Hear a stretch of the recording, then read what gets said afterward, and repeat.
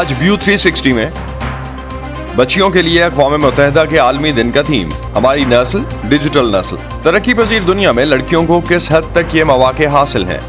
اب لوگوں نے یہ محسوس کرنا سیکھ دیا کہ نہیں، بچوں کا رائٹ ہے، چاہے وہ ڈاکٹر ہو، سن ہو، وہ ہر سواری سیکھ سکے۔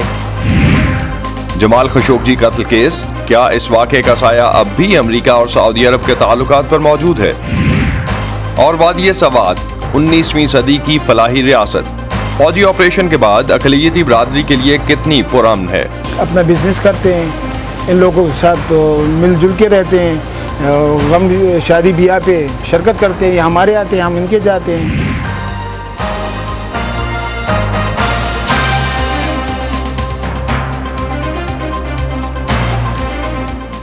وائس آف امریکہ کے واشنگٹن اسٹوڈیوز سے میں ہوں اسد اللہ خالد، آپ دیکھ رہے ہیں پروگرام ویو 360۔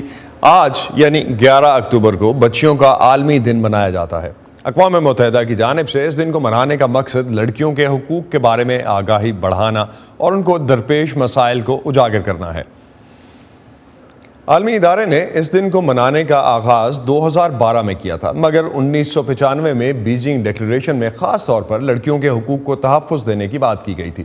اقوام متحدہ کے جنریشن ایکویلٹی فورم میں صنفی مساوات کے لیے دنیا بھر سے سول سوسائٹی کے رہنماؤں، حکومتوں، کارپوریشنز اور انسانی حقوق کے سرگرم کارکنوں کی جانب سے آئندہ چند برسوں میں تبدیلی کا وعدہ کیا گیا ہے۔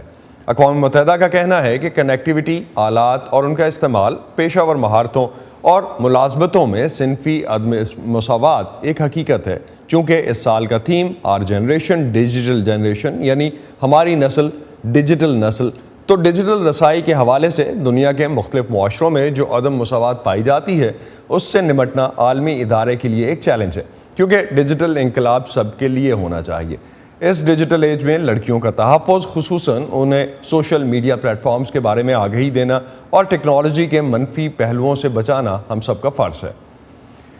پاکستان میں اکثر لڑکیوں کی تعلیم اس لیے بھی مکمل نہیں ہو پاتی کیونکہ ان کا اسکول گھر سے دور ہوتا ہے اور وہ کئی کلومیٹرز کا یہ سفر طے نہیں کر پاتی۔ سندھ کے ضلع گھوٹکی میں میرپور ماتھیلو کے ایک اسکول نے اس کا یہ حل نکالا کہ لڑکیوں کو سائیکل چلانا سکھایا جائے۔ محمد ثاقب ہمیں بتا رہے ہیں کہ ضلع گھوٹکی کے اس اسکول کی یہ کاوش کیسے معاشرے میں تبدیلی لا رہی ہے۔ صدف ناز پیشے کے اعتبار سے تو ٹیچر ہیں، لیکن انہیں اپنے شوق نے پہلے سائیکل اور پھر موٹر سائیکل چلانا بھی سکھا ڈالا۔ بچپن سے سائیکل چلانے کا شوق اور پھر گھر والوں کے مکمل تعاون نے ان چوٹوں پر بھی مرہم رکھ دیا جو صدف نے سیکھتے ہوئے کھائیں۔ اب میں کہیں بھی جا سکتی ہوں، کسی بھی سٹی میں مجھے کوئی بھی ڈیفیکلٹی نہیں ہوتی چلانے میں۔ میں اپنے امی ابو کو بھی کسی رشتہ دار کے گھر لے جا سکتی ہوں، کہیں مجھے جانا ہوتا ہے میں خود بھی جا سکتی ہوں سٹی بھی۔ لیکن صدف نے اسے صرف اپنا ہی شوق بنا کر نہیں رکھا، بلکہ میرپور ماتھیلو کے اس اسکول میں دور دراز سے آنے والی لڑکیوں کو بھی سائیکل سکھانے میں مدد کی تاکہ وہ کسی کی مدد لیے بغیر اسکول پڑھنے آ سکیں۔ میں گری تو ضرور تھی پر میں نے اپنی ہمت نہیں ہاری اور میں اسکول بھی اپنا بیگ اٹھا کر اسکول چلی آئی۔ جو بچے سائیکل سیکھ رہے ہیں ان سے یہ مشکلات حل ہو جاتی ہے کہ وہاں کو ان کو پہنچانے کے لیے صبح کا ٹائم اسکول سے دیر ہو جاتی ہے، ان کے بڑے کچھ کام کرتے ہیں کہ کوئی کھیت کا کام کرتا ہے، کوئی اپنی ڈیوٹی پہ جاتا ہے، اس لیے وہ جب میری طرح بائک سیکھ لیں گی وہ بھی خود آ جائیں گی، ان کو آنے جانے میں کوئی ڈیفیکلٹی نہیں ہوگی۔ قدامت پسند معاشروں میں جہاں اکثر اوقات خواتین کو گھروں سے نکلنے میں پابندیوں کا سامنا ہوتا ہے، وہاں صدف کا موٹر سائیکل پر یوں سفر کرنا سبھی کے لیے حیران کن ہے۔ لیکن صدف کے والد اور اسکول کے پرنسپل عبدالکریم بخش کی حوصلہ افزائی نے صدف کو ان رکاوٹوں کو عبور کرنے کی ہمت دی۔ میں نے جب ان کو سمجھایا اگر کانفیڈنس دیا جائے، اگر سیلف کانفیڈنس میں بچوں کو پڑھائی کے ساتھ ساتھ علم کے ساتھ ساتھ یہ سائیکل موٹر سائیکل چلانا بھی سکھایا جائے تو کافی مسائل ہمارے حل ہو سکتے ہیں۔ جیسے یہ بچی صبح کو سائیکل چلا کے بغیر کسی باپ کے بھائی کے ساتھ اسکول آ جاتی ہے، یہ ٹائم ان کا کنزیوم ہو گیا، بچت ہو گئی، وہ اپنا کام کر سکتے ہیں۔ وقت کے ساتھ معاشرے تبدیل ہو رہے ہیں۔ اب کئی لڑکیاں بآسانی لمبا سفر طے کر کے سائیکل پر اسکول آ اور جا سکتی ہیں۔ میں پھر بابا کے ساتھ پہلے آتی تھی اور بائک پہ آتی تھی۔ ابھی میں اس اسکول میں جس وقت آئی تھی تو ٹیچروں نے مجھے سائیکل سکھائی اور اس سائیکل پر آسان ہو گیا. میں سائیکل پر آتی جاتی ہوں, میری مشکل بھی دور ہو جائے. میں 5 کلومیٹر سے دور سے آتی ہوں. میں سائیکل سے مجھے مزہ آتا ہے. میرا سفر جو ہے وہ آسانی سے گزر جاتا ہے. میں وقت پہ اسکول پہنچتی ہوں اور وقت پہ گھر پہنچتی ہوں. جو بچے یہاں سائیکل چلا کے آتے ہیں انہیں آسانی ہوتی ہے, آنے میں دیر نہیں لگتی اور جلدی گھر چلے جاتے ہیں, گھر کے کاموں میں ہاتھ بٹاتے ہیں اور یہاں دل لگا کے پڑھتے بھی ہیں اور چلے جاتے ہیں سائیکل پہ. لیکن لڑکیوں کے لیے سائیکل چلانا عام کرنا آسان نہیں تھا. اس میں عبدالکریم بخش کو اپنے گھر ہی نہیں بلکہ گاؤں کے بعض لوگوں کی جانب سے سخت مخالفت کا بھی سامنا کرنا پڑا. تقریباً 10-12 سال ان کی باتوں کو ہم سنتے رہے. اب لوگوں نے یہ محسوس کرنا سیکھ دیا کہ نہیں, بچوں کا رائٹ ہے, چاہے وہ ڈاکٹر ہو, سن ہو, وہ ہر سواری سیکھ سکے. ان کا بھی فائدہ ہو رہا ہے نا, ان کو اب بینیفیشریز ہو رہی ہیں, بینیفٹ ہو رہے ہیں, ان کی کافی سہولتیں ہو رہی ہیں. اب وہ مان رہے ہیں کہ اب ٹھیک ہے. پہلے تو یہ کہتے تھے اب ہمارا جو ٹریڈیشنل روایت ہیں ان کو توڑ رہے ہیں, یارہ پہ ستیہ ناش کر رہے ہیں, ہماری عزت کہاں آپ کے خاک میں ملا رہے ہیں. تو ان کو ہم نے یہ اپنے برداشت کیا, لیکن آج ہم اس مقام پہ کھڑے ہیں کہ لوگ یہ سوال کرنا ہی چھوڑ دیں. سماجی اور معاشرتی رویوں میں تبدیلی لانے کے لیے پہلا قدم شرط ہے, اور یہی کام عبدالکریم اور ان کی بیٹی نے اس دور دراز علاقے میں کیا ہے. Muhammad Saqib, Voice of America, Mirpur Mathelo, Ghotki. لڑکیوں کے حقوق اور تعلیم کے حوالے سے پاکستان میں کئی ادارے کام کر رہے ہیں. ان کا کردار کتنا اہم ہے اور یہ اسے کیسے نبھا رہے ہیں, لاہور سے عالم بی بی ٹرسٹ کی بانی ڈاکٹر فرح دیبا اکرم اس وقت ہمیں جوائن کر رہی ہیں. ان سے اس بارے میں مزید بات کرتے ہیں. ڈاکٹر فرح, اقوام متحدہ یہ دن لڑکیوں کے خلاف امتیازی سلوک اور بدسلوکی کے بارے میں آگاہی پیدا کرنے کے لیے مناتا ہے. پاکستان میں لڑکیوں کو کس طرح کی تفریق یا امتیازی سلوک کا سامنا ہے؟ بہت شکریہ آپ کا, مجھے اس سوال کا جواب دینے کے لیے مطلب آپ کا بہت شکریہ. بنیادی طور پر میرا یہ خیال ہے کہ کوئی ایک دن نہیں ہونا چاہیے جس دن ہم اس چیز کے لیے اویئرنیس پیدا کریں, لوگوں سے بات کریں اور کوئی پالیسی بنائیں, کوئی کمٹمنٹس کریں. بلکہ جب اس طرح کے حالات ہوں کہ کوئی آدمی ہے یا عورت ہے, بچہ یا بچی کسی حوالے سے معاشرے کے اندر کسی ڈسکریمنیشن کا مقابلہ کریں, تو پورا سال 365 دن کی ان کی بہتری کے لیے اور ان کی سپورٹ کے لیے ہمیں کام کرنا چاہیے. تو ایک دن تجدید کرنے کے لیے اچھا ہے, لیکن یہی کوشش پورے سال جاری رہے تو زیادہ بہتر نتائج آ سکتے ہیں. دوسری بات یہ کہ بچیوں کے اسکول کے حوالے سے تو آپ یہ دیکھیں کہ یہ صورتحال صرف پاکستان کے اندر نہیں ہے, بلکہ آپ کی دنیا کے اور بھی بہت سارے ملک کے اندر بچیوں کی تعلیم جو ہے اس کے مناسب انتظامات نہیں ہیں, اور جو سسٹم اور سٹرکچر ہے وہ اتنا سپورٹیو نہیں ہے کہ اگر وہ پرائمری یا میٹرک ایجوکیشن حاصل کر لیں تو ہائر ایجوکیشن کے لیے ان کو سہولیات میسر ہو. تو میرا ذاتی جو خیال ہے یہ ہے کہ یہ بچیوں کی تعلیم کا مسئلہ کسی علاقے, کسی کلچر یا کسی خاص جگہ کا نہیں ہے.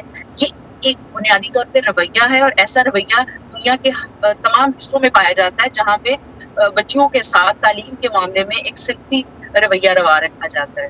ڈاکٹر فرح, بڑے شہروں میں جس طرح آپ نے کہا کہ یہ تو خیر پوری دنیا میں ہے, لیکن پاکستان کی اگر حد تک ہم دیکھتے ہیں تو بڑے شہروں میں تو کئی ادارے کام کر رہے ہوتے ہیں اس حوالے سے, تعلیم کے لیے, برابری کے لیے, صحت کے لیے. لیکن اگر ہم اربن سینٹر سے ذرا باہر نکلتے ہیں تو وہاں تو شاید اس کی ضرورت زیادہ ہے. وہاں کیا صورتحال ہے؟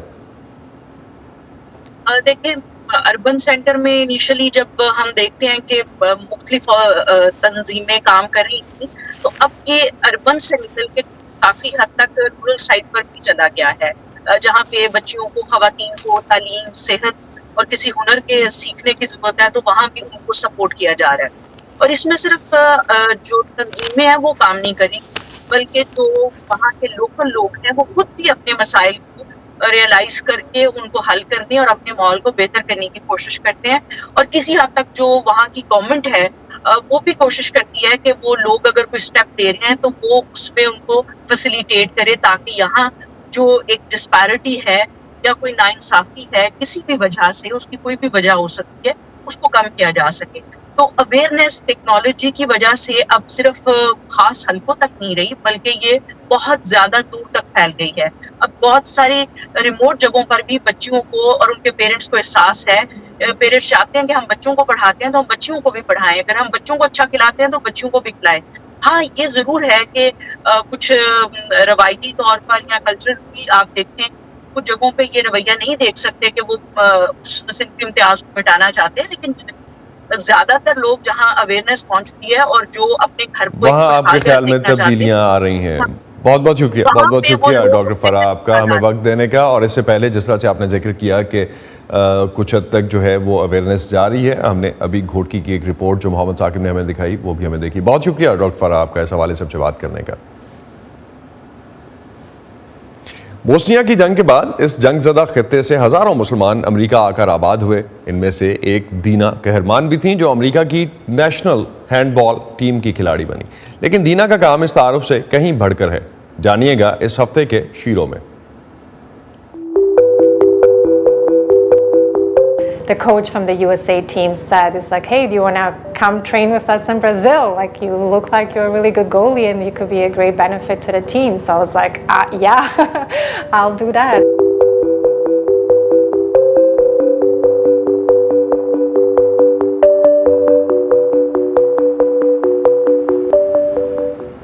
وادی سوات پاکستان کا ایک ایسا علاقہ جہاں 19ویں صدی کے اوائل میں ایک منظم حکومت کی بنیاد ڈالی گئی جس نے ایک فلاحی ریاست کی شکل اختیار کی. اس میں لڑکیوں کی تعلیم کو خاص اہمیت دی گئی. لیکن حالیہ چند اشروں میں اس خوبصورت اور پرامن علاقے میں انتہا پسندی اور دہشت گردی کی لہر کے نتیجے میں لاکھوں افراد اندرون ملک دربدر ہو گئے. ان میں سوات میں صدیوں سے آباد مذہبی اقلیتیں بھی شامل تھیں. پاکستان میں بسنے والی تمام مذہبی اقلیتیں انتہا پسندی سے بری طرح متاثر ہوئی ہیں. ملک بھر میں ہمیں گاہے بگاہے معاشرتی تعصب اور ناانصافیوں کے خلاف ان کی آوازیں سنائی دیتی رہتی ہیں. سوات میں امن کی بحالی کے بعد باقی آبادی کی طرح سکھ مذہب سے تعلق رکھنے والے شہری بھی اپنے آبائی علاقوں میں واپس لوٹے اور پھر سے آباد ہو گئے. باوجود اس کے کہ اس وادی کی مذہبی رواداری اب بھی برقرار ہے، ان کے لیے ماضی کے تلخ حالات کو بھولنا اب بھی بہت مشکل ہے. مزید جانتے ہیں عمر فاروق کی اس رپورٹ میں. سن 2009 میں جب سوات میں دہشت گردوں کے خلاف فوجی آپریشن شروع ہوا تو مقامی افراد کو اپنے گھر بار چھوڑنے پڑے. ان میں یہاں کئی نسلوں سے آباد سکھ برادری سے تعلق رکھنے والے بھی شامل تھے. میرا ذاتی یہ اس وقت کی سوچ تھی کہ ہم 2-4 دن بعد واپس آئیں گے، کیونکہ ہم نے 2-4 سوٹ اپنے ساتھ لیے اور جو کچھ جیب میں کچھ نقدی تھی وہی، بس باقی سب کچھ گھروں پہ ہی تھا. تو ہم تو میکسیمم ہفتے کی سوچ پہ گئے تھے. تحریک طالبان پاکستان کی پرتشدد مہم کے دوران سوات کے رہنے والوں کو شدید مشکلات کا سامنا رہا. سکھ برادری سے تعلق رکھنے والے کہتے ہیں کہ عام مسلمانوں کو جن پریشانیوں کا سامنا تھا وہی غیر مسلموں کو بھی درپیش تھی. جس طرح ایز اے جنرل صورتحال تھی مسلمان بھائیوں کے لیے، اسی طرح ہمارے لیے بھی وہی صورتحال تھی. کوئی ایکسٹرا ہمارے اوپر کوئی پریشر وغیرہ نہیں تھا. ہمیں اسی ٹائم بھی عبادت گاہوں کے لیے ہمیں اجازت تھی، اپنے رسم و رواج نبھانے کے لیے بھی اجازت تھی. جو جنرل انہوں نے قوانین بنائے وہ بھی ہم فالو کرتے تھے. تو جس طرح ہمارے مسلمان بھائیوں کے جو سچویشن وہ فیس کر رہے تھے وہی سچویشن ہم بھی فیس کر رہے تھے. سوات کے رہائشی پردیپ کمار اپنے ان کئی مسلمان دوستوں کو آج بھی یاد کرتے ہیں جو اس دور میں جان سے گئے. 20 سال ہو گئے، ہمارے دل میں ابھی تک آج تک وہ زندہ ہے. جب بھی ہم اپنے گردوارے میں دعا کرتے ہیں، عزیز کرتے ہیں تو ان کے لیے بھی کرتے ہیں. سوات میں انتہا پسندی اور اس کے خلاف آپریشن میں املاک کو بھاری نقصان پہنچا جسے دوبارہ تعمیر کیا گیا. اقلیتی برادری کا شمشان گھاٹ، مندر اور گردوارہ اب موجود ہے جہاں شہری اپنی رسومات کی ادائیگی کے لیے آتے ہیں. تاہم کچھ سماجی کارکن افغانستان میں آنے والی تبدیلیوں کے اثرات سے پریشان ہیں. تجارت بالکل ٹھیک ٹھاک جاری ہے. بس ہم یہی کہیں گے کہ ایسا نہ ہو کہ افغانستان کے حالات کا یہاں پر اثر ہو. یہ تشویش ضرور ہے یہاں پر. باقی اللہ کا لاکھ لاکھ شکر ہے کہ حالات ابھی صحیح نہج پہ جا رہے ہیں. سوات کے رہائشی طالبان کا دور بھولے تو نہیں، مگر انہیں اطمینان ہے کہ تشدد کی لہر سوات میں مذہبی رواداری اور بھائی چارے کی روایت کو ختم نہیں کر سکی. اچھا پیار محبت ہمیں ملتا ہے، اپنا بزنس کرتے ہیں، ان لوگوں کے ساتھ مل جل کے رہتے ہیں، غم شادی بیاہ پہ شرکت کرتے ہیں. یہ ہمارے آتے ہیں، ہم ان کے جاتے ہیں. سوات میں سکھ کمیونٹی کے 100 سے زائد خاندان رہائش پذیر ہے. برادری کے زیادہ تر افراد کاروبار سے وابستہ ہیں. وادی میں شدت پسندی، فوجی آپریشن اور بے گھری کے المیے سے گزرنے کے بعد یہ اب اپنے گھروں میں آباد ہیں، لیکن اس جنگ میں انہیں پہنچنے والے مالی نقصان کا کوئی باضابطہ ریکارڈ موجود نہیں. عمر فاروق، وائس آف امریکہ، سوات۔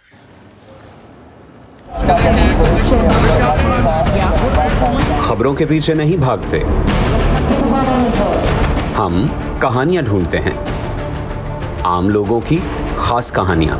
میں کوئی ان سے الگ مخلوق تو نہ تھی، تو کیوں نہ میں ایک ایسا کام کروں کہ جس میں مہارت حاصل کروں، اور وہ نیکی کیا ہو، جو چھوٹی چھوٹی کوششوں سے بدل رہے ہیں بے شمار زندگیاں۔ مجھے جب بھی ضرورت ہوئی مجھے انہوں نے ماشاءاللہ قرضہ دیا اور میرا کاروبار بہت اچھا چلا۔ لا رہے ہیں اپنے ارد گرد بڑی تبدیلیاں۔ اکثر جو یہاں بچے ہیں نا وہ بھیک مانگنے والے بچے ہیں، اور جب یہ بچے اسکول میں آئے تو بہت سارے بچے خوش ہو رہے ہیں۔ آج وہیں عورتیں بے ہچک اپنے پلانٹوں پر، مطلب اپنے گوٹ کے پلانٹ پر آتی ہیں، پانی بھرتی ہے۔ ہم جاتے ہیں خبروں سے آگے۔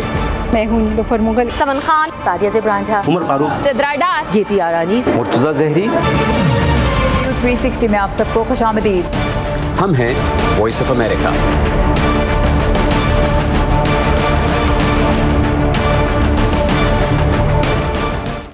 واشنگٹن پوسٹ کے کالم نگار اور امریکی رہائشی جمال خشوگی کے استنبول کے سعودی قونصل خانے میں قتل کے 3 سال بعد دنیا بھر میں انسانی حقوق کے کارکن اور بہت سے دوسرے اس بات پر سخت برہم ہیں کہ امریکہ سعودی ولی عہد شہزادہ محمد بن سلمان پر تعزیرات لگانے میں ناکام رہا ہے۔ آئیے ایک نظر ڈالتے ہیں کہ اس واقعے کے پس منظر میں کیا بائیڈن انتظامیہ امریکہ اور سعودی تعلقات میں کوئی تبدیلی لا پائی ہے۔ یہ 3 سال پہلے کی بات ہے جب سعودی صحافی جمال خشوگی اپنی طے شدہ شادی کی کاغذی کارروائی کے لیے استنبول میں سعودی قونصل خانے میں داخل ہوئے، لیکن کبھی باہر نہیں آئے۔ ان کے دوستوں اور مداحوں نے مقتول صحافی کے لیے گزشتہ ہفتے واشنگٹن کے نیشنل مال پر ایک دعائیہ تقریب رکھی تھی۔ ان کی منگیتر حتیث چنگیز نے واشنگٹن پوسٹ میں جمال خشوگی کے کالموں سے تخلیق کردہ ان کے پورٹریٹ کی نقاب کشائی کی۔ حتیث سعودی ولی عہد شہزادہ محمد بن سلمان پر قونصل خانے کے اندر جمال کے سفاکانہ قتل اور ان کی لاش کو ٹکڑے ٹکڑے کرنے کا حکم دینے کا الزام عائد کرتی ہیں۔ ایم بی ایس نے جمال کو مجھ سے اور پوری دنیا سے چھین لیا۔ آپ انہیں جواب دہ ٹھہرائیں گے یا آپ ان قاتلوں کو انعام دیں گے؟ امریکہ کے حساس اداروں نے نتیجہ اخذ کیا تھا کہ سعودی عرب کے طاقتور ولی عہد کے علم میں لائے بغیر جمال خشوگی کا احتیاط اور منظم منصوبہ بندی کے ساتھ کیا جانے والا قتل نہیں کیا جا سکتا تھا۔ محمد بن سلمان نے اس معاملے میں کسی بھی طرح ملوث ہونے سے انکار کیا ہے۔ اپنی صدارتی مہم کے دوران اس وقت کے امیدوار جو بائیڈن نے ٹرمپ انتظامیہ کے سعودی ولی عہد کے ساتھ قریبی تعلقات پر تنقید کی تھی اور ان سے فاصلہ رکھنے کا عزم ظاہر کیا تھا۔ صدر بائیڈن نے بہت واضح طور پہ کہا تھا کہ وہ سعودی حکومت کو اسی طرح عالمی برادری میں الگ تھلگ رکھیں گے جس کے وہ مستحق ہے، اور انہوں نے عملاً بہت حد تک اس کے برعکس کیا ہے۔ وہ انہی حالات کو برقرار رکھے ہوئے ہیں جو ٹرمپ کے دور میں تھے، مگر اس طرح کے دکھاوے والا انداز نہیں ہے۔ تاہم بنیادی طور پہ وہ سعودی حکومت کے ساتھ اسی طرح کے تعلقات قائم کر رہے ہیں جیسے ٹرمپ انتظامیہ کے دور سے پہلے تھے۔ عوام کے سامنے وہ ایسا ظاہر نہیں کر رہے، لیکن آپ جانتے ہیں لین دین اور ہتھیاروں کی فروخت کے معاملے میں قطعی کمی نہیں آئی۔ اپنے پیشرو سے بالکل مختلف لہجے میں بات کرتے ہوئے صدر جو بائیڈن نے کہا کہ وہ ولی عہد کے ساتھ براہ راست عہدہ برا نہیں ہوں گے، لیکن انہوں نے گزشتہ ہفتے اپنی قومی سلامتی کے مشیر جیک سولیون کو ریاض میں ان سے ملاقات کے لیے بھیجا۔ میں نے رپورٹس میں دیکھا ہے کہ قومی سلامتی کے مشیر جیک سولیوان ولی عہد کے ساتھ اپنی ملاقات میں اس قتل کو سامنے لائے، اور ولی عہد پریشان تھے کہ ملک میں اصلاحات لانے کے لیے انہیں سراہا نہیں جا رہا جس کے وہ ان کے خیال میں مستحق تھے۔ تو میرے خیال میں یہاں کوئی تعطل دکھائی دیتا ہے۔ پیٹر جول کا کہنا ہے کہ جمال خشوگی سعودی عرب میں ایک بااثر شخصیت تھے اور ملک کے اندر اختلاف رائے کو بےرحمانہ طریقے سے کچلنے کے لیے سعودی ولی عہد پر ان کی بڑھتی ہوئی تنقید سے پہلے ان کے سعودی شاہی خاندان سے قریبی تعلقات تھے۔ واشنگٹن میں دعائیہ تقریب کے منتظمین کا کہنا ہے کہ جمال خشوگی کی یاد کا احترام کرنے اور دنیا بھر میں آمریت کے خلاف کھڑے ہونے والوں کے تحفظ کا بہترین طریقہ یہ ہے کہ جمال کے قتل کا حکم دینے والوں کو جواب دہ ٹھہرایا جائے۔ سینڈی سین کی رپورٹ کے ساتھ Nilofar Mughal, Voice of America. Bharat کے زیر انتظام کشمیر میں ایک کارروائی میں فوج کے 5 اہلکار ہلاک ہو گئے ہیں۔ اس خبر کی تفصیل کے لیے آپ آ سکتے ہیں ہماری ویب سائٹ urduvoa.com پر۔ اس کے علاوہ ہمارا تمام تر کانٹینٹ آپ کو ملے گا ہمارے سوشل میڈیا پلیٹ فارمز پر بھی، facebook.com/VOA اردو اور ٹویٹر انسٹاگرام پر ہمارا ہینڈل ہے @urduvoa۔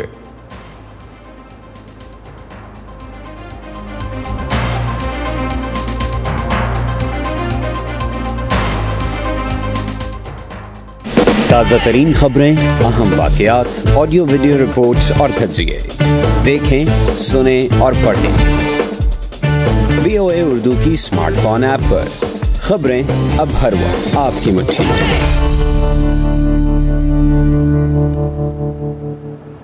وائٹ ہاؤس کے مطابق اس سال کے آخر میں صدر جو بائیڈن اور ان کے چینی ہم منصب شی جن پنگ کے درمیان ملاقات ایک ایسے وقت میں پلان کی جا رہی ہے جب چین پر تائیوان میں عسکری دباؤ کم کرنے اور واشنگٹن سے کیے گئے تجارتی وعدے پورے کرنے کے امریکی مطالبے سے دونوں ممالک کے درمیان تناؤ میں اضافہ ہوا ہے۔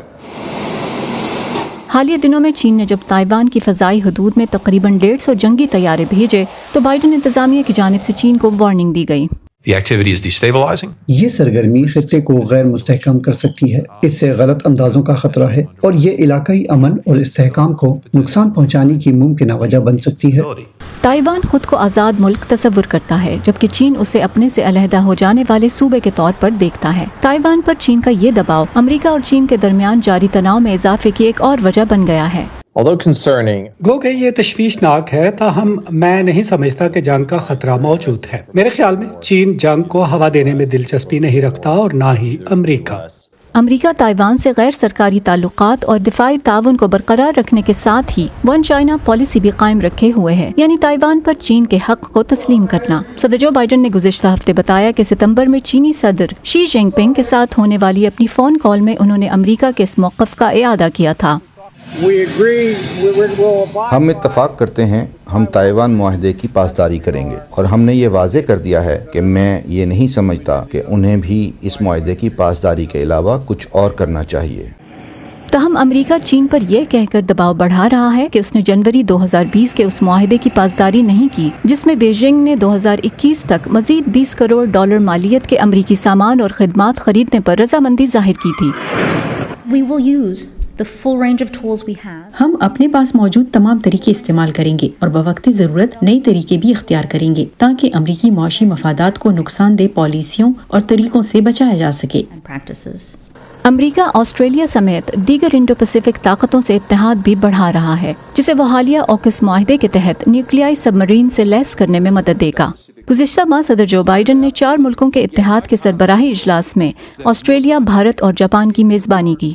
تاہم امریکہ کو ریجنل کمپریہنسو اکنامک پارٹنرشپ یعنی RCEP سے باہر رکھا گیا ہے جو 10 جنوب مشرقی ایشیائی ممالک اور چین سمیت 5 ساتھی ممالک کے درمیان آزادانہ تجارت کا ایک بڑا معاہدہ ہے۔ اس کے علاوہ وہ Comprehensive and Progressive Agreement for Trans Pacific Partnership یعنی CPTPP سے بھی باہر ہو چکا ہے جو اوباما انتظامیہ کے دور کا تجارتی معاہدہ تھا اور جس سے 2017 میں سابق صدر ٹرمپ نے علیحدگی اختیار کر لی تھی۔ امریکہ کے لیے انڈو پیسفک خطے میں اپنی معاشی برتری کو برقرار رکھنا مشکل ہوتا جا رہا ہے، بالخصوص حالیہ دنوں میں چین کی CPTPP میں شمولیت کے لیے اپلائی کرنے کے بعد۔ اس سال کے اواخر میں صدر بائیڈن اور چینی صدر کے درمیان ورچوئل ملاقات کی تیاری کی جا رہی ہے جس کا اعلان زیورخ میں امریکی نیشنل سیکیورٹی کے مشیر جیک سلیون اور ان کے چینی ہم منصب رینگ شیچے کے درمیان ملاقات کے بعد کیا گیا۔ پیٹسی ودا کسوارا کے ساتھ فائزہ بخاری، وائس آف امریکہ۔